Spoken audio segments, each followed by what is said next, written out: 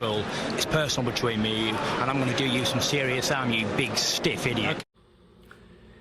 The Untouchable True School Sports Empire proudly presents something the boxing game's been missing. Hey, what's going on? It's your boy BT, and I came here to talk some boxing with the thousands of True School Sports subscribers. Now, you know it is Gervonta Davis, Rolly Romero fight week. It's a massive event in the sport of boxing. Very, very excited for this fight.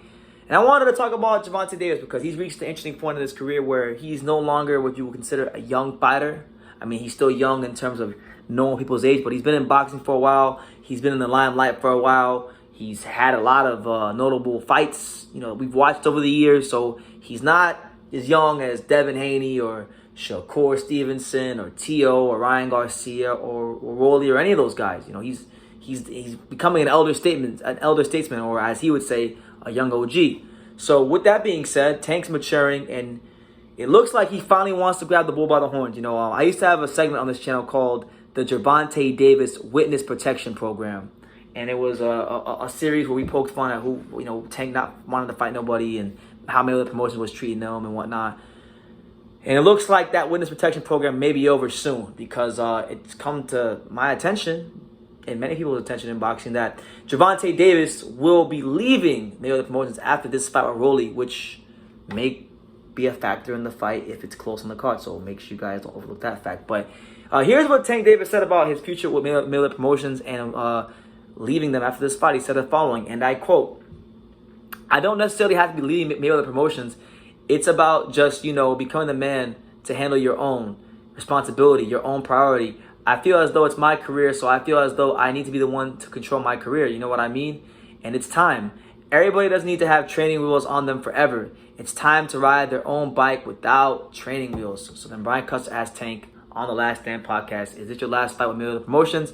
Tank responded, "Yes, sir." So that's what it is. And this is great news because he mentioned training wheels. So even Tank knows, that he's been in a witness protection program of sorts, and he's not really enjoying it no more, and he wants to really fight the other best guys in the big fights and the big events, and he wants to prove that he is who he says he is. Because look, I like Tank. I think Tank is an exciting fighter to watch. I think he's great for the boxing, but you can't call him the biggest star in boxing. You can't call him the best fighter at 135 if he's not even fighting 35 pounders. He's been fighting these guys at 22, 26 pounders, you know, Hugo Ruiz, Jesus Cuellar, all these guys that really don't fight that weight class, been beating up on him and bullying him. And don't get me wrong, he's been getting knockouts and he's been looking great, and it's been building a great profile for him amongst casual boxing fans. But it does nothing to prove where he stands in the pecking order of the lightweight division. So this is great news because I want to see, you know, Tank versus Tio, Tank versus Shakur Stevenson, Tank versus Devin Haney, who we recently just called out. You know, I want a Tank versus Ryan Garcia, which I think, in my humble opinion, Tank versus Ryan Garcia is the biggest fight in American boxing, no doubt about it. That's the fight that'll do the most numbers and move the needle the most. And I just don't see a scenario where Tank can be on Maywether Promotions and that fight gets over the line. So I think this move, it actually allows him to potentially, to make those kind of fights happen for the fans. You know, now mind you, he's got to beat Rolly, which I think with this whole thing going on, he needs to make sure that he knocks out Rolly and he makes it as emphatic as possible, because boxing's a corrupt, crazy game. He's saying all this now, and they'll use it against him to rig the scorecards. So I think the timing of this, or even answering this question, is a bit foolish on the part of Tank, because it doesn't put him in the most advantageous position. But it's his life, it's his career, and he's gonna do what he's gonna do any damn way. So who am I to judge? But yeah, it's great news, because we know Floyd has protected him to no end.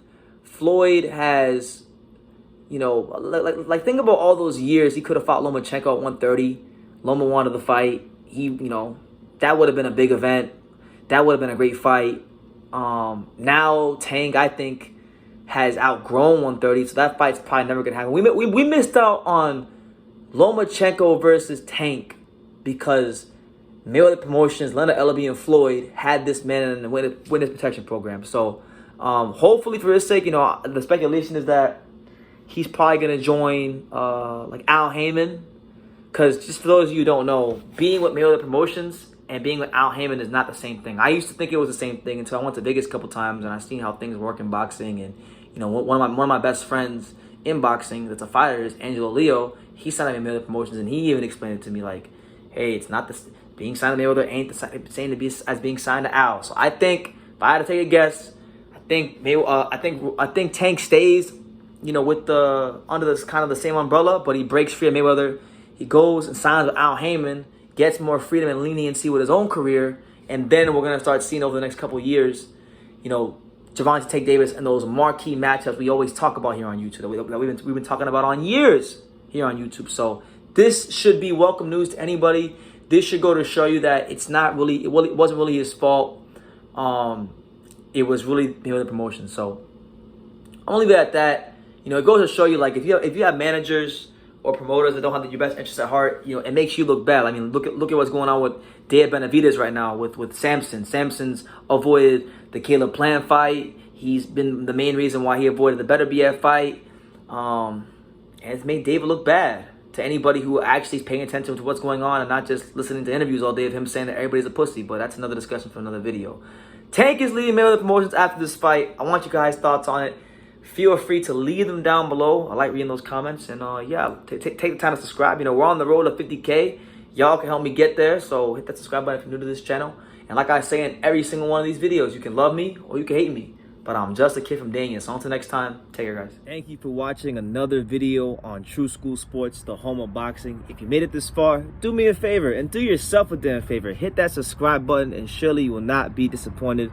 You know, True School Sports bringing you the latest and greatest, the untouchable, you know, boxing content, interviews, news videos, breakdowns, live fight reaction extravaganza. We've got a great community of people here. Boxing fans all over the world, from America to the UK to Australia and on and on and on. So join the empire today. Hit that subscribe button. Take care and God.